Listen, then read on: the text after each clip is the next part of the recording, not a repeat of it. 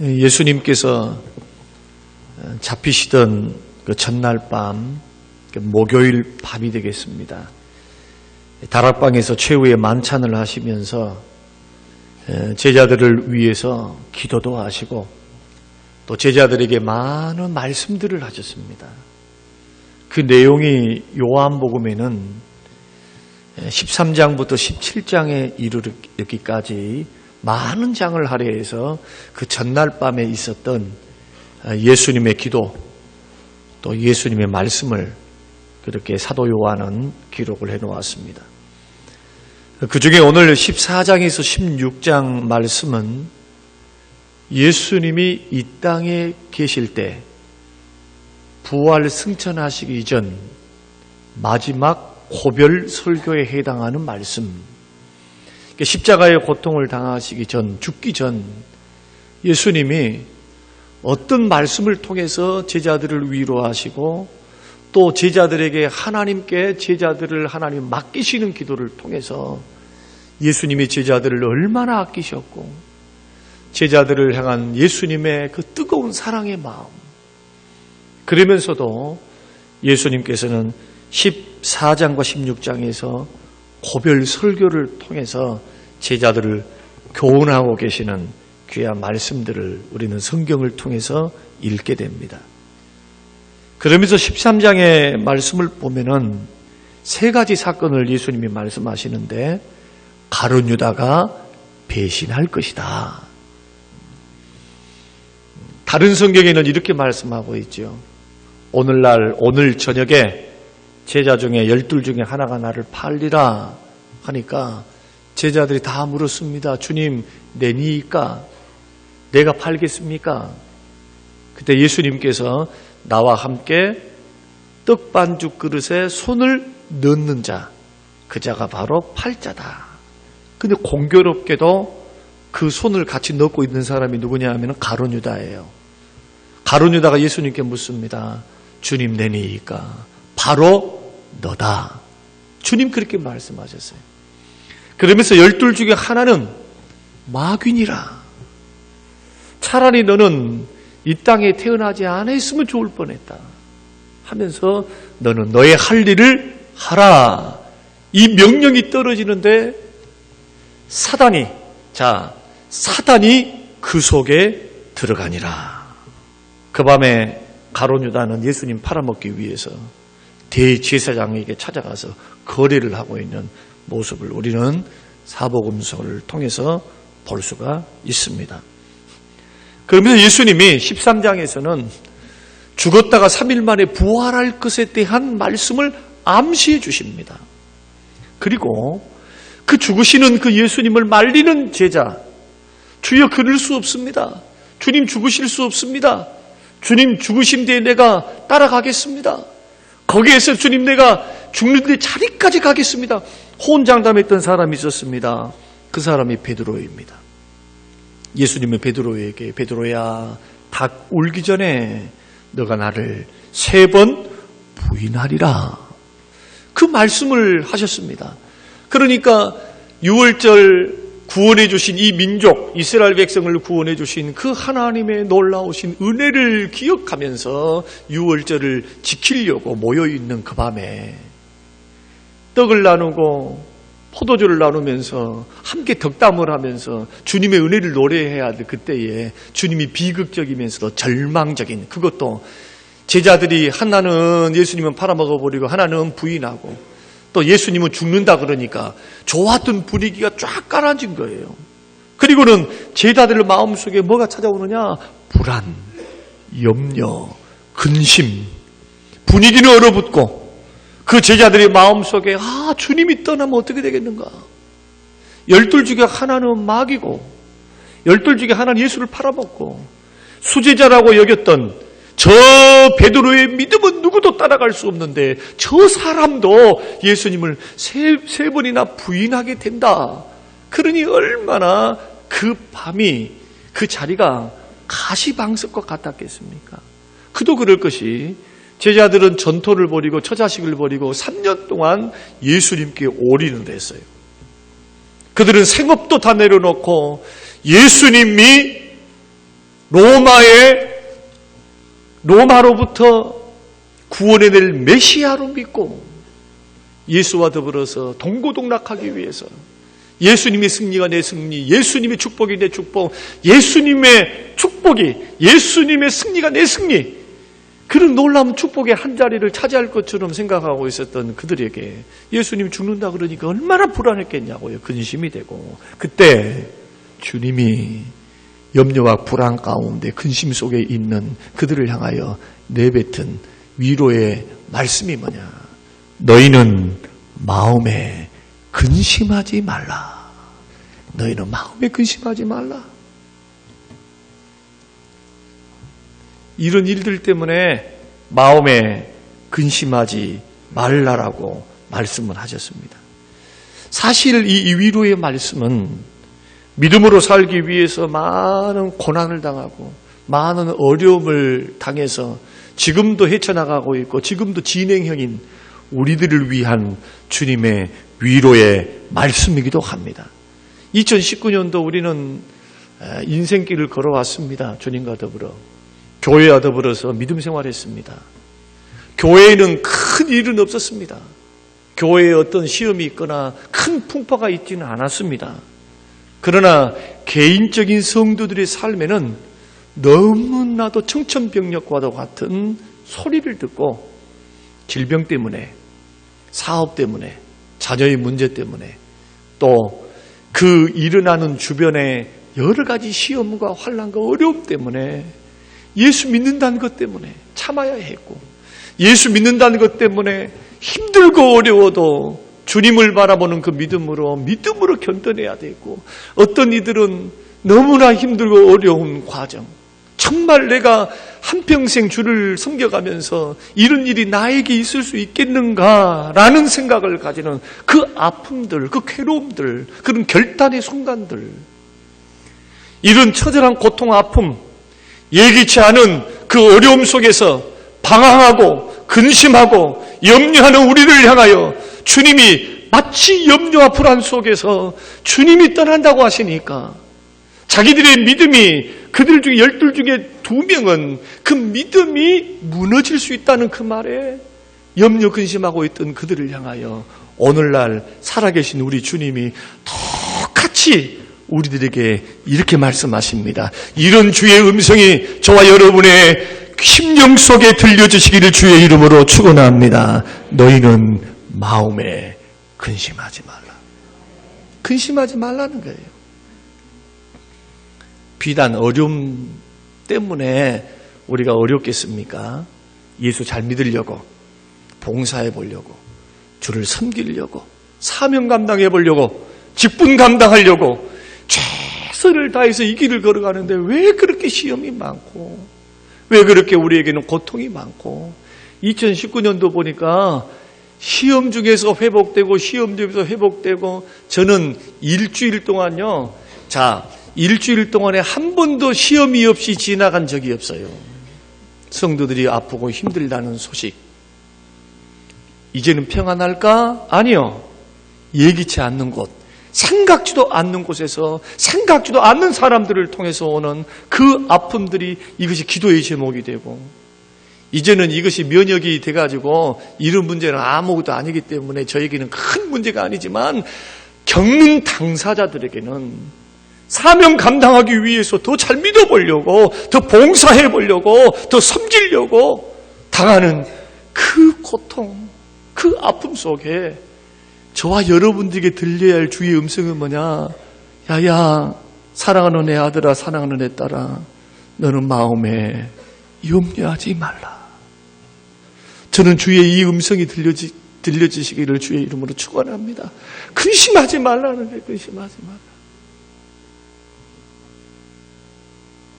그러면서 우리 주님은 2가지 방법을 통해서 왜 예수 믿는 사람들이 주변의 환경이 어렵고 주변에 어려운 일들이 일어남에도 불구하고 근심하지 말아야 하는가? 예수님은 이 제자들을 향하여 근심하지 말라 위로하셨던 그 이유 가운데 하나는 뭐냐 하면은, 예수님이 죽었다가 3일 만에 부활하시고 이제는 아버지의 영광의 나라로 올라가셔야 돼요.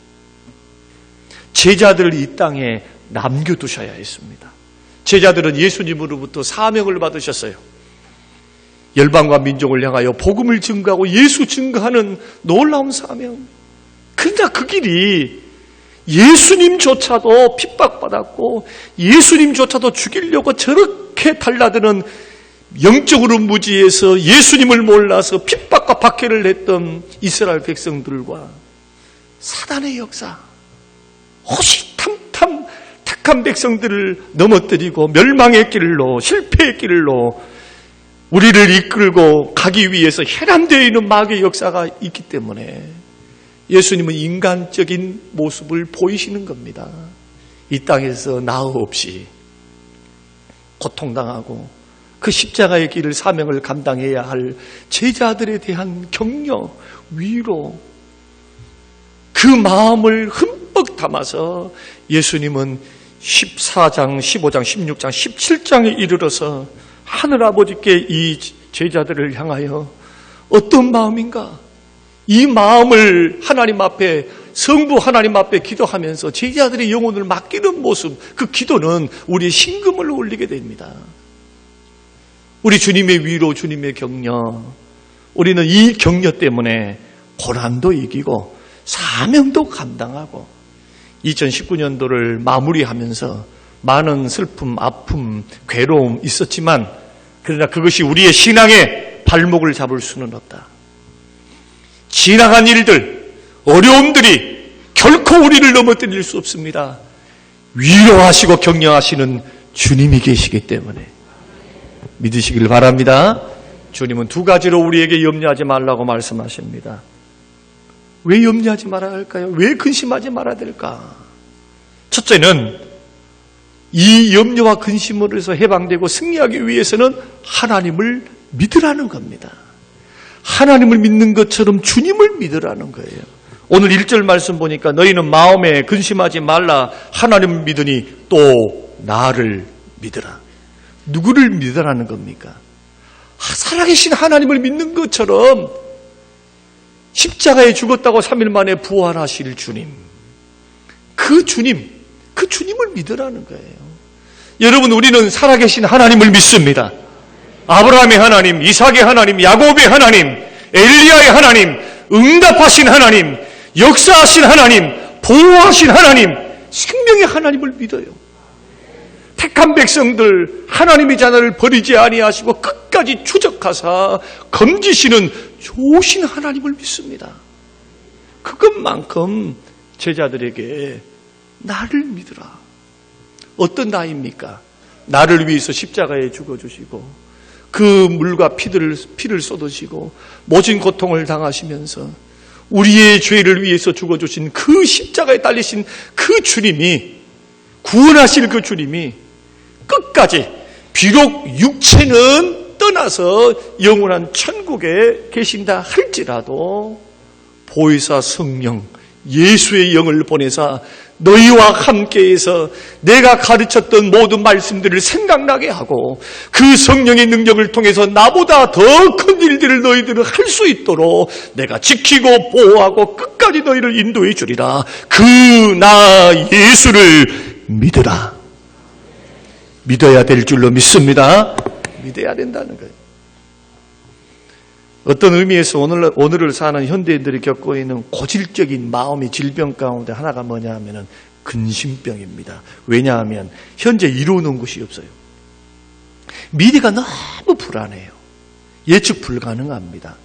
그리고 또한 현실을 살아가는 우리들의 현실이 아무리 노력해도 소망이 보이질 않습니다. 그도 그럴 것이 여러분, 우리 한국의 형편을 보십시오.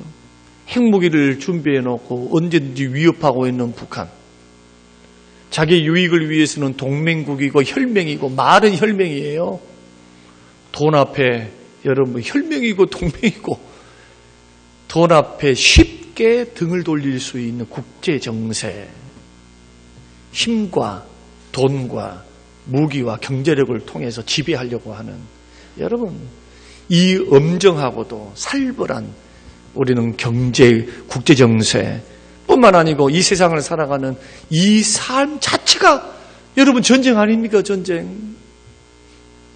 이런 살벌한 인생을 살아가는 우리들이, 우리의 노력에는 한계가 있고 우리의 노력에는 미래를 꿈꿀 수 있는 어떤 그림들이 보이지 않을 때 사람은 절망하게 되고 염려하게 되고 근심하게 됩니다. 마치 누구와 같이 예수님이 떠난다고 하니까 근심했던 제자들처럼. 이때 우리 주님은 이 근심병을 고칠 수 있는 유일한 방법이 있다고 말씀합니다. 그 유일한 방법이 뭐냐? 믿음이라고 말씀합니다. 믿음. 주를 믿으라는 거예요. 살아계신 하나님을 믿는 것만큼 우리를 구원하시고 도우시는 예수님을 믿으라. 그렇다면 여러분, 이 믿음이 주를 신뢰하고 하나님을 믿는 믿음처럼 예수 그리스도를 믿는 믿음으로 우리들이 반응할 때 놀랍게도 우리 속에 있었던 그 많은 염려와 근심들이 눈 녹듯이 사라지는 것을 경험합니다. 여러분, 염려한다고 되는 일들이 있습니까? 어떤 심리학자가 이런 말을 했어요. 사람들이 염려하고 근심하는 80%는 쓸데없는 일들이더라. 왜? 지나간 것을 가지고 끄집어내서 그것을 염려하고 근심하고. 또 80% 중에 하나는 뭐냐 하면은 미래에 아직 이루지 못할 것, 아직 닥치지도 않는 것을 가지고 내일 일을 가지고 자기가 염려하고 근심하면서 놔줄 건네 하는 거. 인생을 살아보니까 한 20% 정도는 자기 힘으로 도저히 못해서 절망하는 게 이 절망과 근심. 한 10% 정도는 자기 노력으로 헤쳐나갈 수 있음에도 불구하고 미래가 이것이 성공할 것인가 성공하지 못할 것인가에 대한 근심 때문에, 이 신뢰 부족 때문에 당하는 염려와 근심. 그렇다면 저와 여러분들이 2019년도를 우리가 마무리하는 이 시점에 우리의 마음과 우리의 중심이 나는 염려와 근심에서부터 해방되어 있는가? 우리 마음속에 염려와 근심이 가득 차서 얼굴이 어둡고 마음이 어둡고 기쁨을 잃어버린 우리들의 모습이라면 그것을 이길 수 있는 방법이, 유일한 방법이 주님을 신뢰하는 것이라고 주님은 우리에게 말씀하고 있습니다. 그러므로 어떻게 해야 될까요? 염려와 근심을 떨쳐내고 진취적이고 생명력을 얻고 담대하게 믿음의 담력을 가지고 나를 도우신 하나님, 역사하신 하나님, 합력하여 서로를 이루실 하나님, 그 하나님을 믿는 믿음으로 굳건히 서기 위해서는 다른 방법 없어요. 더 굳게 믿고 철저히 믿고 완전하게 믿고 완전히 의탁하고 더 굳게 주님을 붙잡고 매어 달리는 것, 이것이 근심을 떨쳐내는 믿음의 방법이 되는 것인 줄로 믿으시길 바랍니다. 이것이 아무것도 아닌 것 같죠? 이런 방법을 통해서 마음의 근심만 떨어지는 것이 아니고 이 믿음을 보고 계신 분이 계세요. 우리의 믿음을, 마음에 있는 믿음을 달아보신 분이 계셔요. 그분이 우리의 주님이십니다. 그리고 주님은 내 믿음대로 되라, 내 믿음대로 될지어다. 예수 믿는 사람들은 우리 주님께 모든 문제들을 잘 맡길 수 있어야 돼요. 기도로 맡기시기를 바랍니다. 여러분들이 그 문제를 끌어안고 있지 말고 기도를 통해서 주님 앞에 그 무거운 근심과 무거운 짐들을 주께 맡기세요. 주께. 예수 믿는다는 게 뭡니까? 우리의 든든한 백 대신 그 주님의 능력을 신뢰하는 거예요.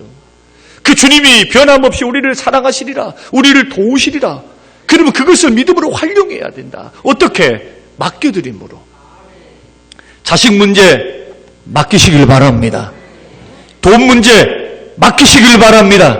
건강 문제 주님께 맡기시길 바랍니다. 주님을 신뢰함으로 맡겨드리세요. 내가 염려한다고 해야 되는 게 아니에요.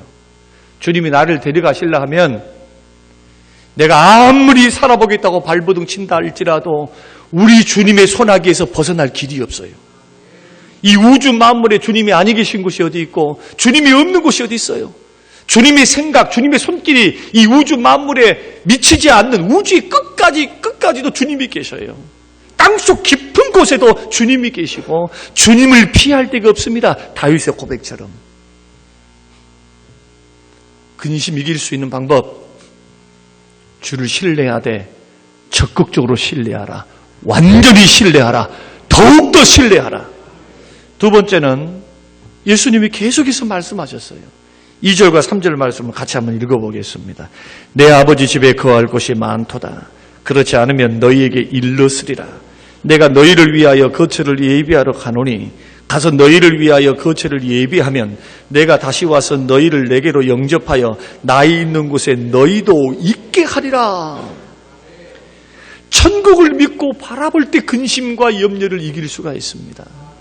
예수님은 제자들에게 야, 너희들 그렇게 나를 따라다니는 원인이 한 자리씩 차지하기 위한 것이지 네가 크냐 내가 크냐 그럴 필요 없다. 나 죽어도 이제 내가 전능한 내가 너희에게 영의정도 주고 좌의정도 주고 국무총리도 삼고 국방장관도 삼고 너희들 잘 먹고 잘 살 수 있도록 쌓아놓을 수 있도록 재물 몽땅 줄게. 염려하지 마라. 주님 그렇게 말씀하지 않으셨어요.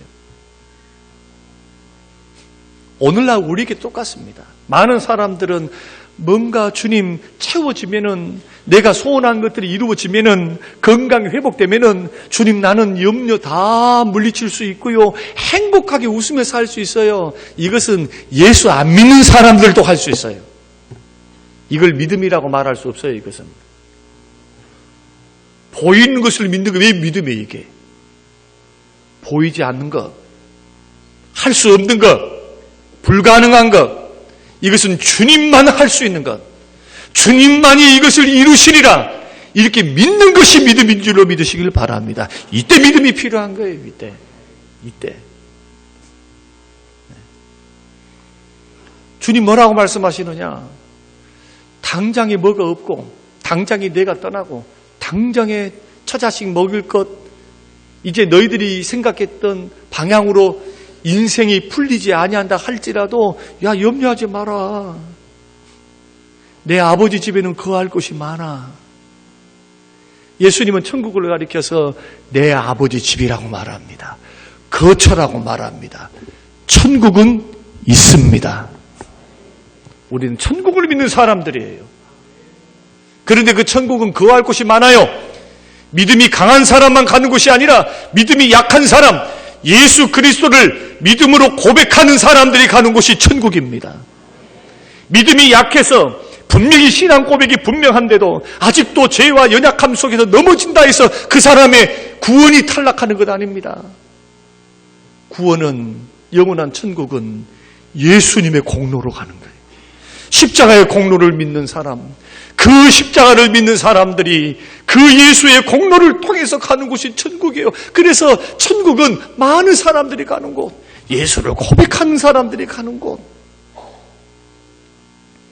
오늘날 얼마나 많은 사람들이 소위 지성인이라고 하는 사람들, 잘 배웠다고 하는 사람들이 교회에서 천국과 지옥을 말을 하면은 그것을 듣지 않으려 해요.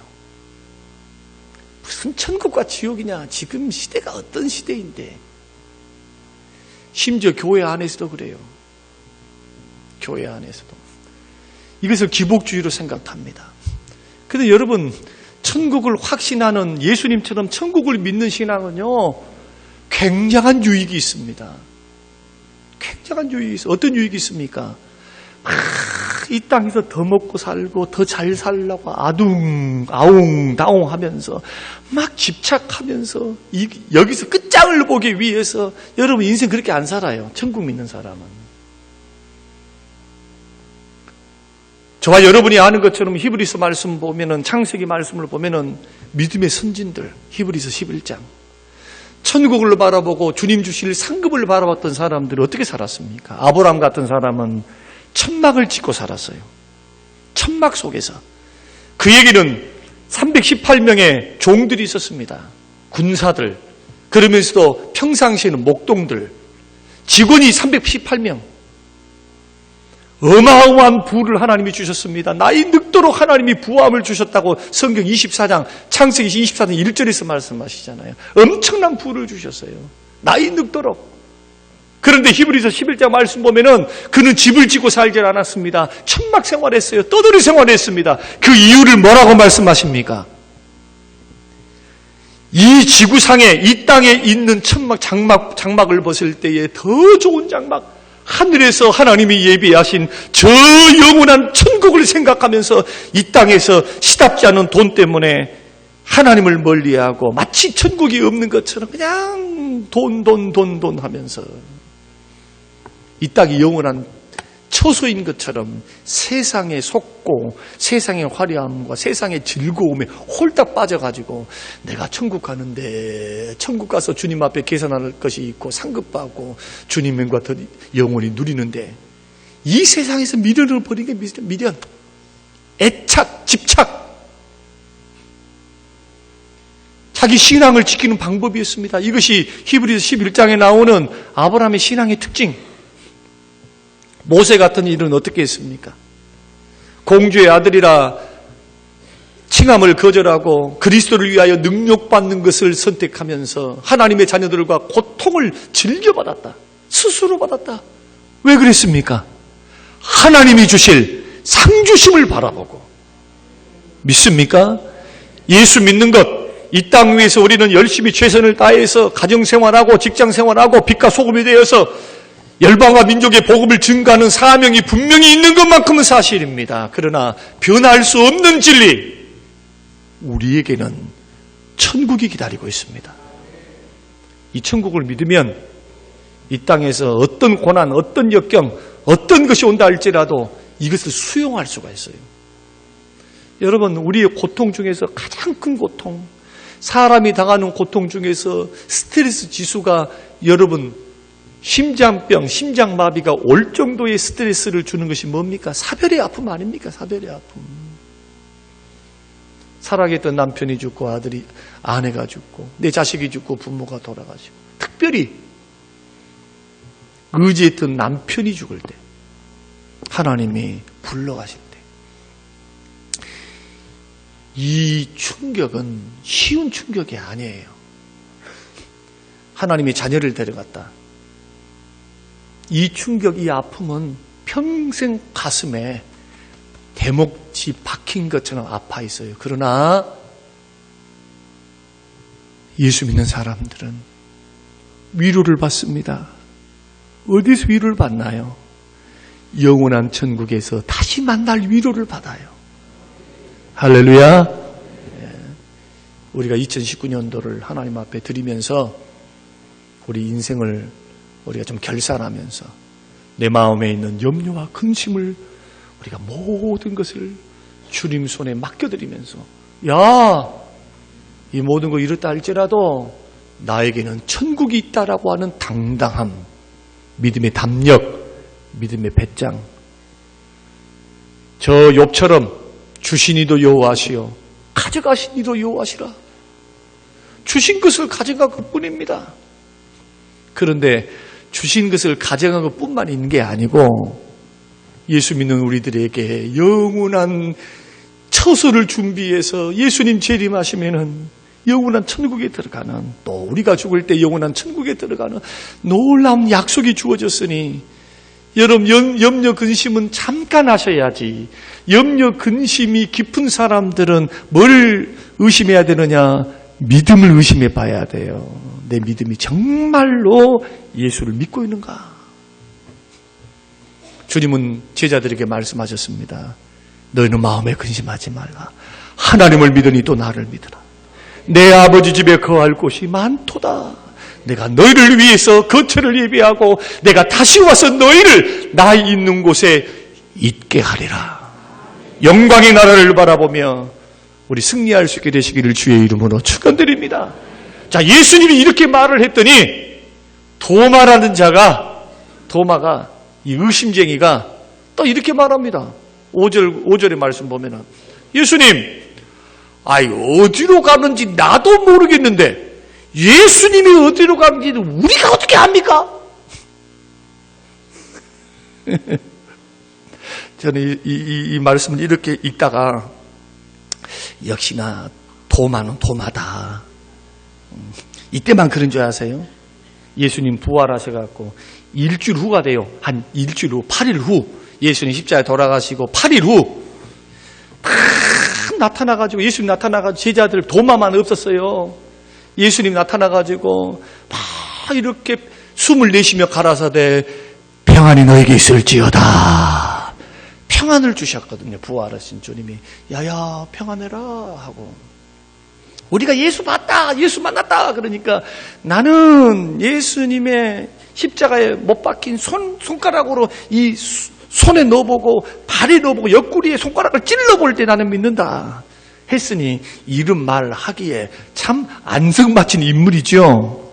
그런데 예수님께서 천국이라고 하는 장소가 안드로메다 은하계에 있는 어느 지점에 있다라고 장소를 말씀하지 않으셨어요. 그거 말해줘봤자 2000년 전의 사람한테 안드로메다가 어떻고 태양계가 어떻고 그 사람들은 태양이 움직인다고 생각하지 지구가 돌고 있다는 생각할까요? 주님 그런 거 말해봤자 이해도 못하니까 아예 애초에 말도 안 해줘요. 그 대신 뭘 말씀하시느냐. 내 아버지 집에 갈 수 있는 사람, 내 아버지 집에 영원한 영생의 복락을 누릴 수 있는 사람은 누구냐? 나를 통하지 않고서는 절대로 못 간다. 이것이 6절의 말씀입니다. 6절 같이 한번 읽겠습니다. 예수께서 이르시되 내가 곧 길이요 진리요 생명이니 나로 말미암지 않고는 아버지께로 올 자가 없느니라. 여러분 믿습니까? 예수님이 아니면 천국 갈 길이 없어요. 왜 예수 오직 예수 왜 예수님을 이렇게 우리들이 외치면서 그 이름을 높이면서 그 이름 앞에 무릎을 꿇으면서 그 십자가의 보혈과 부활하신 그 은혜에 감격하면서 예수님에 대해 열광을 합니까? 하나님께 나아갈 수 있는 길, 천국 갈 수 있는 길이 예수밖에 없기 때문에 그를 어떻게 말씀하느냐? 나를 말미암지 않고는, 이 말은 나를 통하지 않고는 그 말이에요. 예수님을 통하지 않고서는 갈 수 없다. 그런데 예수님은 뭐라고 말씀하시느냐? 죄인과 하나님 사이에서 이 다리를 놓으시는 길 대신 그 주님이 나는 길이다, 나는 진리다, 나는 생명이다. 그런데 헬라어에서는 정관사가 붙어 있어요. 나는 그 길이다, 나는 그 진리다, 나는 그 생명이다. 그러면 그 길, 그 진리, 그 생명이라는 의미가 뭡니까? 여러 길이 있는데 하나님 앞에 구원받을 수 있는 길, 천국 갈 수 있는 여러 길들이 있는데 그 길 중에 하나가 예수다. 그런 말이 아니라는 거예요. 이 세상에 많은 진리가 있는데 사람들이 지연에 많은 진리가 있는데 그 진리 가운데 하나가 예수다. 그런 말이 아니라는 거예요. 세상에 생명이 있는데 그 많은 생명 가운데서 하나의 생명, 그 생명을 주시는 분이 예수다. 그 말이 아니에요. 이 말은 어떤 말이냐? 유일한 길이 예수, 유일한 진리가 예수, 유일한 생명이 예수. 믿습니까? 그러니까 이 종교 저 종교를 믿어도 구원을 받는다, 이렇게 믿는 분들은 구원을 못 받아요. 교회를 나와도. 여러분이 예수님을 4대 성인 중에 한 사람으로 알고 있는 사람은 구원 못 받아요. 구원 절대로. 예수 통하지 않고 그 예수를 믿지 않으면, 그 예수님을 믿지 않으면 누구도 구원 못 받습니다. 그 예수님은 자신이 하나님의 말씀이에요. 요한복음 5장 39절 말씀 보니까 너희들이 성경에서 영생을 얻는 줄 알고 성경을 연구하거니와 이 성경이 나에 대해서 증거하는 것이로다. 요한복음 1장 1절 태초에 말씀이 계시니라. 이 말씀이 하나님과 계셨으니 이 말씀이 곧 하나님이시라. 그런데 요한복음 18장 말씀, 독생하신 하나님이 이 땅에 말씀으로 이 땅에 오셨대요. 누구 말입니까? 말씀 되시고 진리 되시는 예수님 말씀이에요. 근데 그 예수님은 생명도 되십니다. 자체가 생명이에요. 그러니까 예수 믿으면 왜 우리가 생명을 얻고 천국 가느냐? 예수님 자체가 생명이에요. 그런데 그 예수님은 또한 생명을 주시는 분이기도 합니다. 그 생명만 주시느냐? 영원한 천국만 가시게 하시느냐? 그렇지 않습니다. 우리가 반드시 알아야 될 건, 예수를 믿고 영접을 하면 예수 생명이 내 속에 들어와요. 예수 생명이 들어오면 내 인격이 변하고 삶이 변하고 내 속에 예수님이 주시는 만족, 예수님이 주신 기쁨, 예수님이 주신 평안, 이 인생, 인격의 질, 영혼의 질이 달라져요. 예수 믿기 전하고 예수 믿고 난 후에 예수 생명이 들어왔기 때문에 그 예수 생명을 통해서 세상에서 맛보지 못한 기쁨, 돈으로 맛보지 못할 그 만족, 그 평안, 예수 생명 따라 걸어가면 이 땅에 주님이 놀라운 풍성한 생명을 주십니다. 그래서 요한복음 10장 10절에서 인자가 온 것은 양으로 생명을 얻되 생명을 풍성히 넘치게 주시려고 예수님이 오셨다고 말씀하고 계십니다. 이 풍성한 생명, 영원한 천국 오직 예수님을 통해서 얻는 길 믿으시길 바랍니다. 그 예수님이 12월 25일 날 오셨대요. 그래서 축하하는 거예요. 그래서 사랑하는 성도 여러분, 여러분의 얼굴을 보니까 근심이 많아요. 왜 근심하십니까? 왜 염려하십니까? 너희는 마음에 근심하지 말라. 주님 말씀하십니다. 하나님을 믿으니 또 나를 믿으라고 말씀하십니다. 사랑하는 성도 여러분, 우리는 우리를 도우시는 주님 끝까지 버리지 않고 내가 죄지었다고, 내가 약하다고 싫어버리지 않아요. 주님은 돌아올 때 과거 묻지 않습니다. 사랑의 주님이에요. 그 주님을 믿는 믿음으로 나에게는 영원한 천국이 있다. 천국이. 여러분 좀 믿음으로 좀 당당하세요. 돈이 조금 없다고, 뭐가 조금 없다고 풀주고 있지 말고, 여러분 그 주님이 우리의 주님이시니까 염려 근심을 다 몰아내고 이 땅에서 주님 주시는 풍성한 생명, 예수 기쁨, 예수 능력, 예수의 은혜, 그 은혜와 축복이, 생명력이 저와 여러분에게 가득 충만해서 2019년 믿음으로 잘 정리하시고 2020년을 맞이하는 복된 신앙의 삶이 되시기를 주님의 이름으로 축원합니다.